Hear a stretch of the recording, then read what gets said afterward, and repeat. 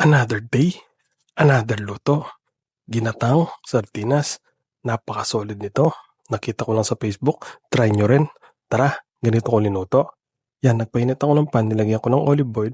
Magigisa na ako ng sibuyas at bawang. Gisahin hanggang lumabas yung aroma. Pwede nang isunod yung sitaw. Yan, gisahin din ng sitaw. Yan, okay na yan. Ilagay na yung gata. Simutin pala yung lahat ng laman. Sayang naman. Naglagay din ako ng paminta at asin. Ilagay na rin yung sardinas. Simutin din. Sayang din. Ayan, haluin. Yan. Okay na yan. Pakuluan hanggang magmantika. Now, look at that. Plating na at kainan na. Pag-comment mo naman sa baba kung tigasan ka para alam ko kung saan nakakabot yung video ko na to.